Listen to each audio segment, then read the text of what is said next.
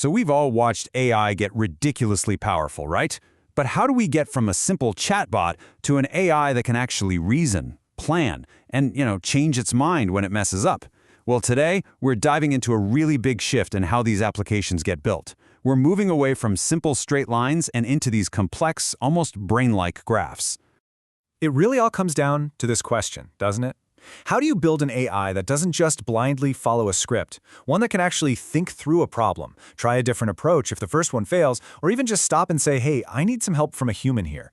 This is the challenge that's forcing everyone to completely rethink the rulebook. All right, so to really get where we're going, we first have to talk about where we started. And for so many of these modern AI apps, that starting point, the foundation, is LangChain.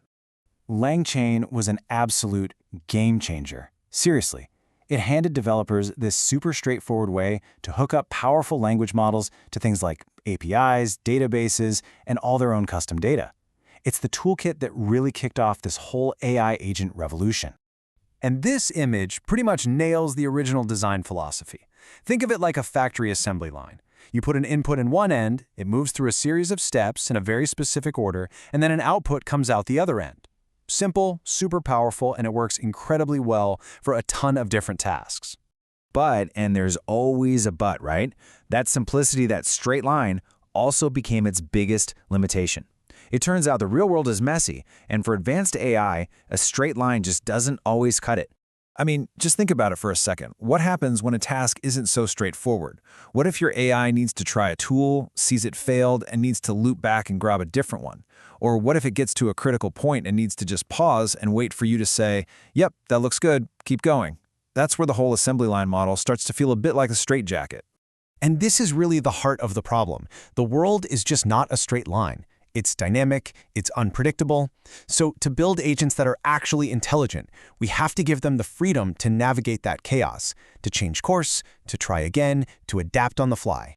And that brings us to the breakthrough. To solve this whole linearity problem, the creators of LangChain came up with a totally new way of thinking, LangGraph. It's all about building a brand new kind of structure for AI workflows. So what is LangGraph?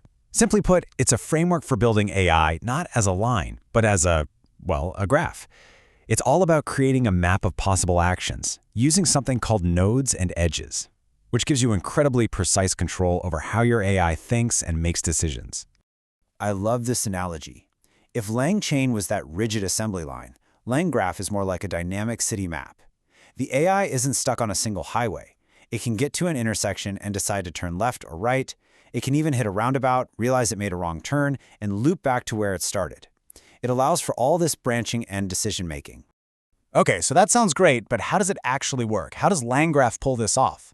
Well, it really boils down to just a few core ideas. Let's break them down. First up, you've got nodes. The easiest way to think about these is as the different locations on our city map. Each node is a specific job or an actor in the play. It could be calling a language model, running a piece of code, or using a specific tool.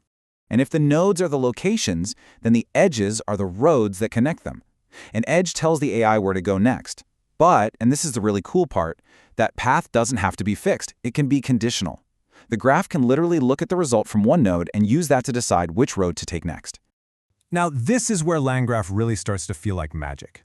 It introduces two huge concepts, stateful and cyclical graphs. Stateful is just a fancy way of saying the graph has a memory. It remembers what happened in previous steps. And cyclical? That means it can have loops. This is how you build an AI that can try something, check its own work, and if it's not good enough, loop right back and try again. It's the key to self-correction. Okay, so we've got nodes, edges, and loops. But what can you actually build with all that? Well, take a look at this. This is a real workflow in action. You can see how an AI assistant can enter this special write sequence, get access to a set of writing tools, and just loop inside that little zone until the task is done perfectly. It's like a self-contained little workshop. Let's just trace the path for a second. Everything kicks off at the start node. Then, this main assistant node acts like a traffic controller. If the job is to write something, it sends the process into that special write sequence. Inside, a different assistant takes over, looping and using tools until the work is perfect. Then, once it's done, it pops out of the sequence, and the whole thing moves toward the finish line. It's so much more organized and flexible. So, the big question you're probably asking is, okay, that's cool, But when do I use this instead of a regular LangChain agent? That is the perfect question. Let's put them side by side. This table breaks it down beautifully. Just look at workflow control. With LangChain agents, you're following a pretty predefined loop. With LangGraph, you have fully customizable paths. You build the map. Or look at state management. It's built right into LangGraph's core. And of course, having explicit support for loops is a huge deal for any complex task. So, what's the bottom line here? It all comes down to one word: control. LangChain agents are fantastic. They're great for getting something up and running quickly with a standard way of making decisions. But LangGraph, that's what you reach for when you need to design the AI's entire thought process yourself. You get to draw every road, every intersection, and every loop on the map. You are the architect. Look, this isn't just some minor technical upgrade. This represents a really fundamental shift in what's even possible with AI. Let's talk about why this is such a big deal for the future. This level of control just blows the doors open for some seriously impressive applications. We're talking about research agents that can go find information, realize it's not quite right, and then go back and refine the search on their own. Or imagine a tool that can write code, run tests, see the bugs, and then loop back to debug its own work. I mean, come on, that's proper iterative reasoning. And this quote right here, this captures the grand vision. The goal isn't just about building one smarter agent. It's about creating whole networks of specialized agents that can work together. Imagine a team of AIs. One's a research expert, one's a writer, one's a data analyst, all coordinated by a central LangGraph workflow to solve a really complex problem. It's a much more scalable and powerful way to think about automation. And that kind of leaves us with a final thought, doesn't it? For so long, we were limited by this linear, one-shot way of thinking for AI. But now, the tools are here to build AI that has loops, that has a memory, and that can make genuine choices.